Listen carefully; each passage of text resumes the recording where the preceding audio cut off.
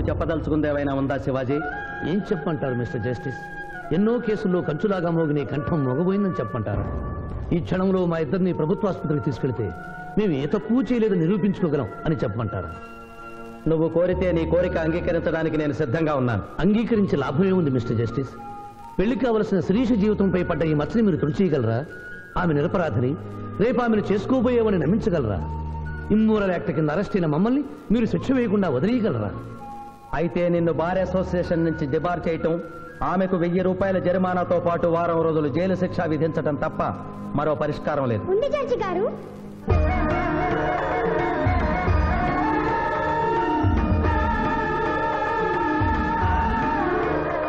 DSP గారు అమ్మాయి ఒక లాయరు అల్లరిపాలు కాకుండా ఉండాలంటే ఆ ధర్మదేవత సాక్షిగా వాళ్ళిద్దరూ భార్యాభర్తలు కావాలి.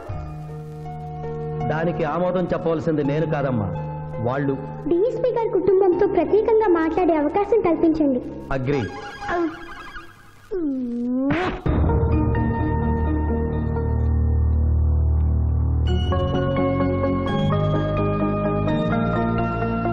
నేను కోర్టులో అలా మాట్లాడడం తప్పా సార్? అవమానంతో ఆత్మహత్య చేసుకునే పరిస్థితిలో ఉన్న మాకు తప్పులేం తెలుస్తాయమ్మా? అలా అనకండి. ఇప్పుడు జరగవలసిన ఆత్మహత్యలు కాదు, వీళ్ళిద్దరిని అల్లరిపాలు చేయాలని వాళ్ళు చేసిన పనిని శుభలేఖలతో శుభంగా ముగించడం. అవును నాన్నగారు, శిరీష్ అంటే శివాజీకి ఎంత ఇష్టమో నాకు తెలుసు. మీరు ఎలాగో కట్నఇచ్చి పెళ్లి చేయలేరు. చెల్లి పెళ్లి జరుగుతుందా లేదా అని అమ్మ నిప్పుల కుంపటి గుండెల మీద పెట్టుకుని బ్రతుకుతోంది. ఇంత నింద పడ్డాక చెల్లి పెళ్లి చేయలేరు. మీరే ఆలోచించండి.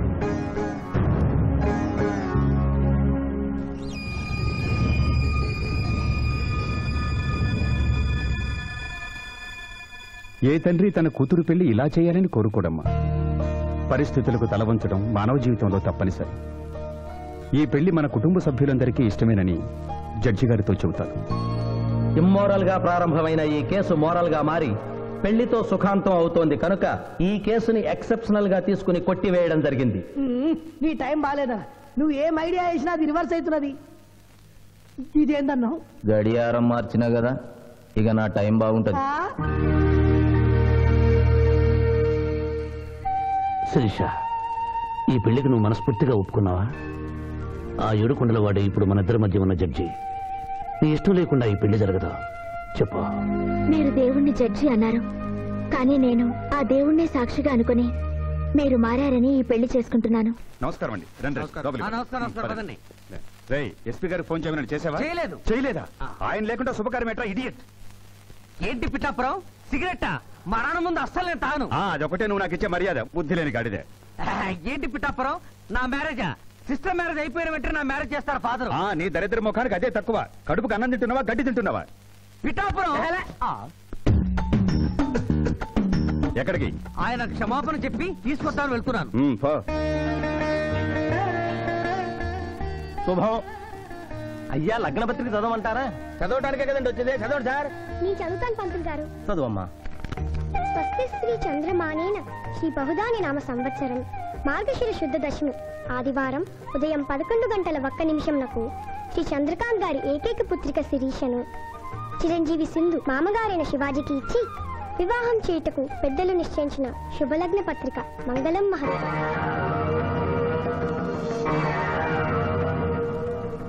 వారి చేతికి ఇవ్వమ్మా. రారాములమ్మ, సమయానికి వచ్చావు. పెద్దదానివి, ముందు నువ్వు అక్షతలు వేయి.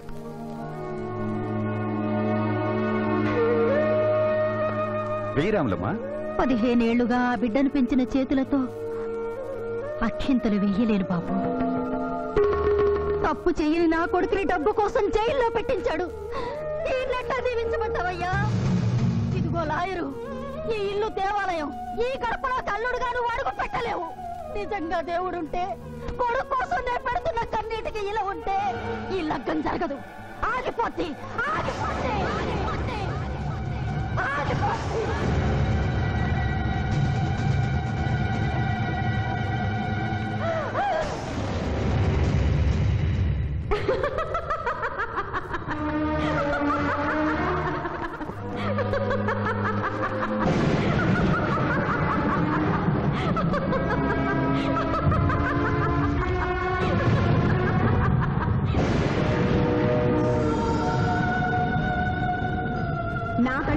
మూటలు కట్టి నువ్వు నీలాంటి లాయర్లు ఇన్నాళ్లు నన్ను హింస పెట్టారు. నిన్ను చూసి పగలబడి నవ్వే అవకాశం ఇన్నాళ్లకొచ్చింది నాకు. మానభంగం చేసిన వాళ్లను అమాయకులన్నావు, హత్యలు చేసిన వాళ్లను అపర గాంధీలన్నావు, ప్రేమికుల్ని విడదీశావు. ఎందుకు? డబ్బు కోసం.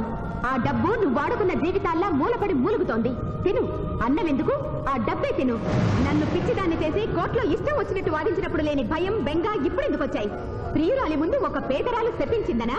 లగ్నపత్రిక మీద ఆమె కన్నీళ్లు పడి రాసిన లగ్నం చెరిగిపోతుందనా? నీకు ప్రియురాలు కావాలి, కానీ న్యాయం అక్కర్లేదా? న్యాయమే కావాలని తాపత్రయపడిన నా అక్కకు నువ్వు ఇచ్చిన వరమేమిటి? మరణం. తన రక్తంతో నీ పాదాలు కడిగింది. ఏం చేశావు ఆవిడకు నువ్వు? ధర్మం. నడి రోడ్డు మీద పిచ్చుకుని కలిసి కలిసి చంపాను. అప్పుడు ఏమయ్యాయి? నల్లగుడ్డ చాటున నీ కళ్ళు. గుడ్డిదానివైపోయావా? ఈ దేశంలో ఉత్తర భారతం నుంచి దక్షిణ భారతం వరకు ఎంతమంది రాజకీయ నాయకులు మోసం చేయడం లేదు? వాళ్ళు కాపాడాలని చూసే న్యాయవాదులు ఎంతమంది లేరు? కాదని చెప్పు, చేతులు జోడిస్తాను. 3 అంచెల ప్రభుత్వాన్ని మేసే 3 కంచెలే రాజకీయం, చట్టం, న్యాయం. అవి 3 కోతుల్లాగా మారిపోయాయి. చెడు అనకు, చెడు వినకు, చెడు చూడకు అన్న 3 రీతుల్ని కోతులకు వదిలేసి చెప్పింది వినకు అంటుంది రాజకీయం. పెద్దవాడిని ఏవి అనకు అంటుంది చట్టం. ధర్మాన్ని చూడకు అంటుంది న్యాయం. ఈ నిజం తెలుసుకునే ఈ పద్ధతిలో బ్రతకాలని నిర్ణయించుకున్న నన్ను ప్రశ్నించే హక్కు నీకు లేదు. వెళ్ళు, వెళ్ళిపోయి ఇక్కడి నుంచి.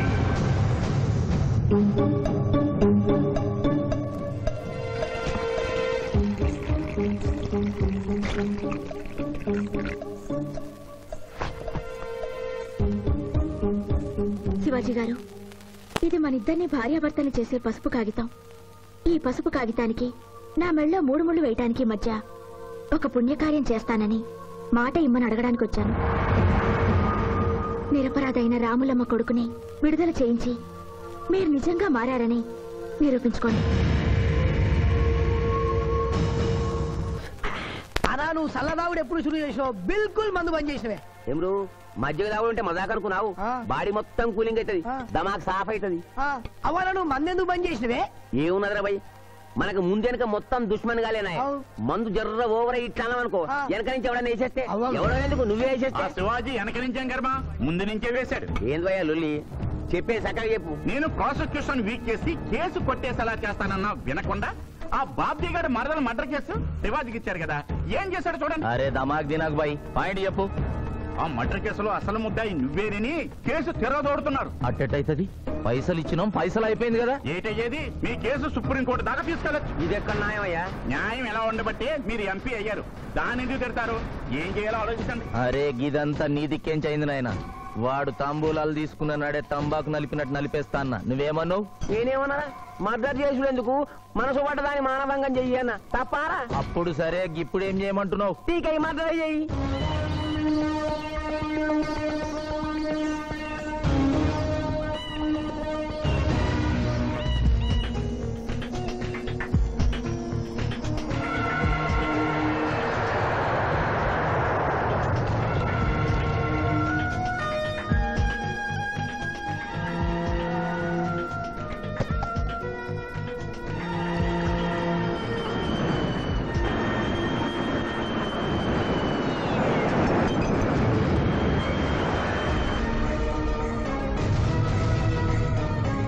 A visit.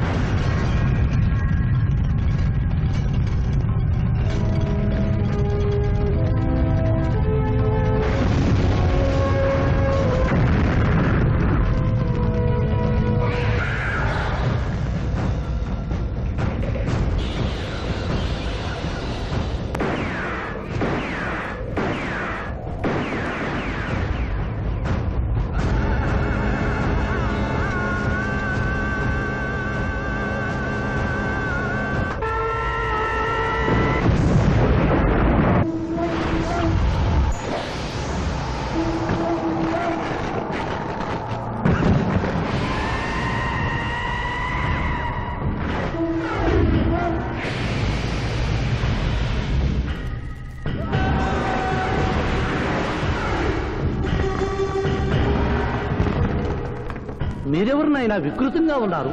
AK-47 బదులు కత్తులతో కనిపిస్తున్నారు.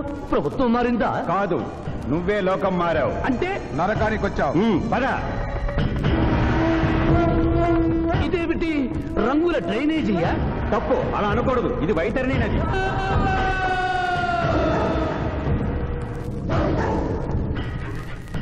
ఇందులో చీము నెత్తురు ప్రవహిస్తూ ఉంటుంది. పాపులను ఈ నది గుండానే నరకానికి తీసుకెళ్తుంటాం.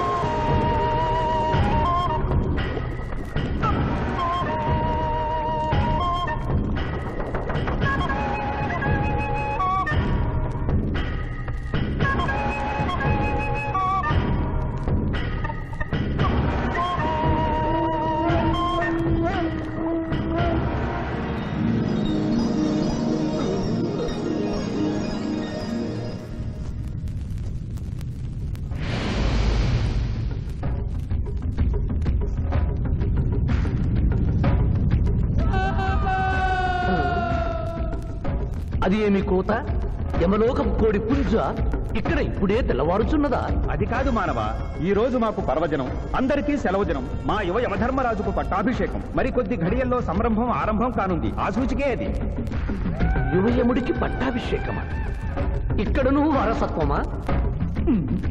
మనరోగనమాట. ముసలియముడు ఇష్టపూర్వకముగా చేస్తున్నాడా లేక వెన్ను పోట? అది మాకు తెలియదు.